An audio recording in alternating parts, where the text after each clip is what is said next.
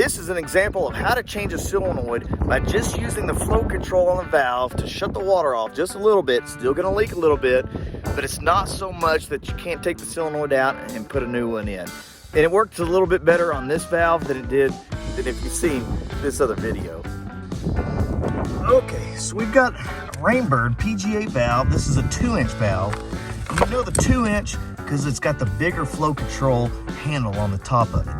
So I could screw this down, and this is just flow control. This doesn't actually turn it on or turn it off, but if you screw this down, it's gonna push that diaphragm down, not allow it to open up, and open up the valve. Now, this solenoid's gone bad, we've gotta change it. So if I got this screwed down, water's still on, flow control is down, I've got a little bit of water, and it's still gonna come out because of the way that these work. Water's still gonna come out of there with the water on, but you can see it's not spraying real bad. Now I can take my new solenoid.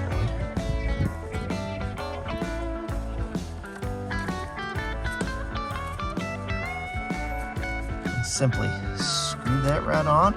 We'll wire this thing up, test it out, we should be good to go. Oh, but before, once you put this solenoid in, it's turned off. Don't forget to open up your flow control back up. Valve won't open up if you don't. And a lot of times what I'll do, go all the way open, so where it stops, don't leave it crammed, stopped, open all the way. Once it stops, come off of it at least a full turn, maybe a couple turns. It's still loose, come off the top a little bit, good to go.